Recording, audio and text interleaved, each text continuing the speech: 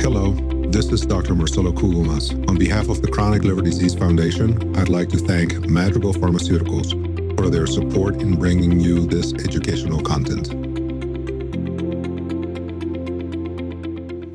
Welcome, everybody. I'm Dr. Kimberly Brown. I'm a professor of medicine at Wayne State University and Michigan State University, and I am a transplant hepatologist at Henry Ford Hospital in Detroit. Today, the question is, how does MASH progress over time? We recognize that liver disease in general is a very progressive process. Patients typically, whatever the insult, develop inflammation, which leads to fibrosis or further damage. And this tends to be progressive over time, over a short period of time or a long period of time, depending on the disease state. With respect to MASH, what we see early on is we see steatosis, fatty inflammation, we see an inflammatory component, and we see the beginnings of scarring. As you know, we stage fibrosis or damage in the liver, stage 1, 2, 3, and 4, with stage 4 being termed cirrhosis of the liver. This is a progressive process in patients with metabolic disease, and the inflammation and fibrosis progresses over time. And